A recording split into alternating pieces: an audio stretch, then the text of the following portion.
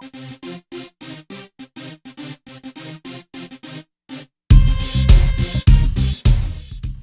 everyone, it's Jenna and Ron here for this week's edition of Ask Ron. So the first question is from Marianne in California. Well, good old Marianne. What have we been parted now for a week?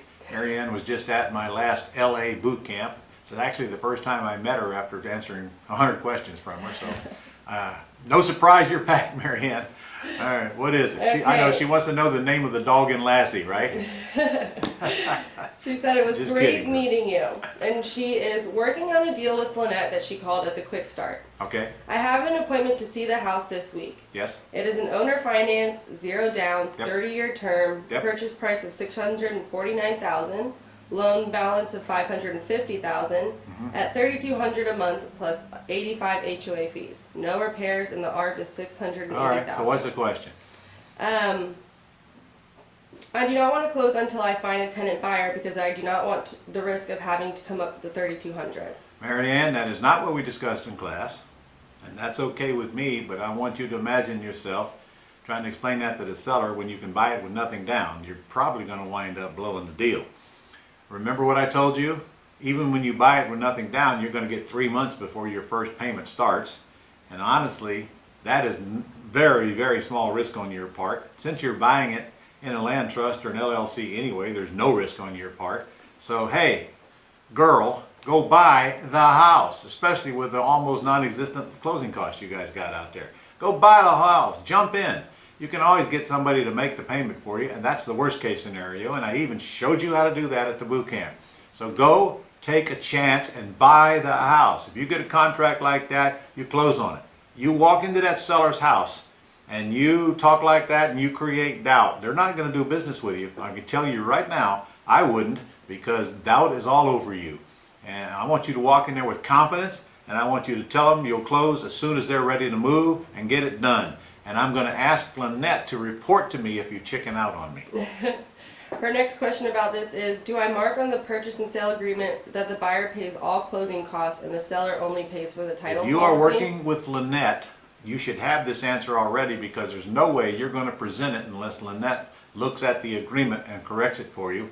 I know all of our mentors do that, and I know that you're not in the mentoring program. We offered to work with you on this one deal since you were in the class. Call Lynette, let her help you with the contract. Okay, so her last question about this is, if I find a tenant buyer and I'm ready to go into closing with my attorney, can I send the purchase and sale agreement with the tenant buyer's lease agreement and all my paperwork to my attorney on the same day, so I will be able to use the non-refundable option deposit I get from the buyer to pay for my part of the closing cost? Your non-refundable deposit that you get from the buyer is going to be collected when you install the buyer.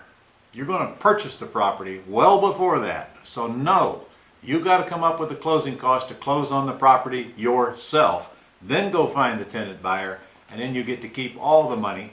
And that's when you turn it over to your attorney. Well, in this case, your attorney is going to get involved when you purchase it, which is whenever your seller decides they want to move.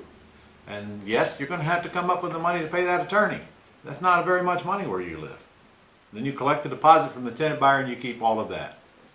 And the tenant buyer pays the attorney's fee when your lease option agreement is put in front of them. Okay, the next question is from Christopher Brody in Kansas. Christopher?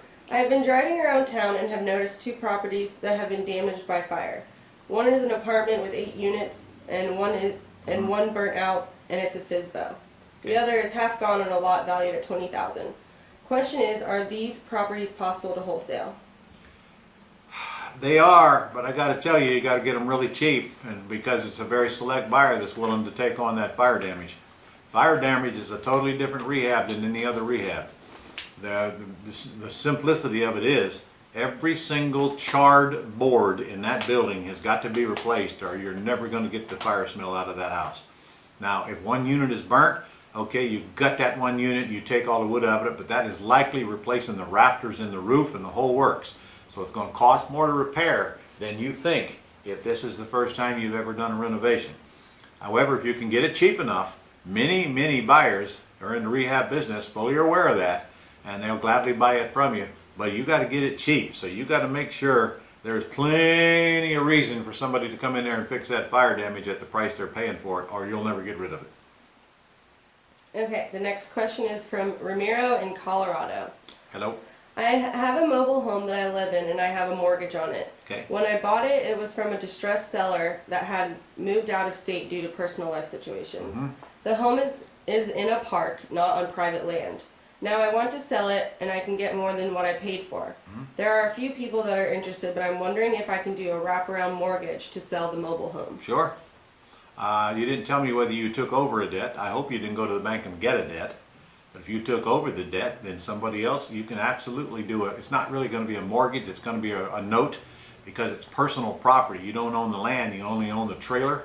But your attorney can whip up an agreement that you can sell it with owner financing and collect more than you pay, of course. That you need to see your attorney about.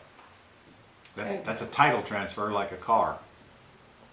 Okay, so the next question is from Harold in Los Angeles.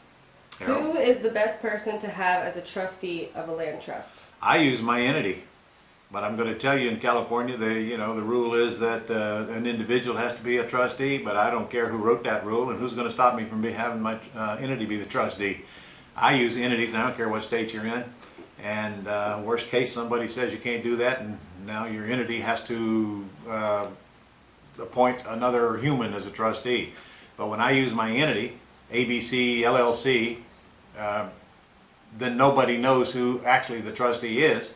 But then when I sign stuff, then I have to sign as manager of that LLC. But that's not really a matter of public record. I like using my entity because that keeps an individual off public record. Even though a trustee has no liability, I don't want to put somebody's name on public record that has to do with my house because I just don't know what's going to happen. Where if I put my own entity on there as trustee, at least I'm dealing with me, and me. So I like other people out of my business, and that's the whole point of it. Plus, I'm pretty easy to find when I need me to sign something. Okay, so the last question is from Farhan in Washington. Please explain what a land trust is and what the advantages of using this kind of entity. Well, I suggest you go to the Gold Club site and pull up the numerous land trust classes on there, and it'll do all of that for you. In fact, just go to the search box, go to resources, no, go to training, and go to the search box and type in land trust. You'll see a whole bunch of lessons come down, and that'll do the job better than I'm going to be able to do it on this short Q&A call. Okay, and that's it. All right, see you guys next week. Go make some money. The year's grinding down fast.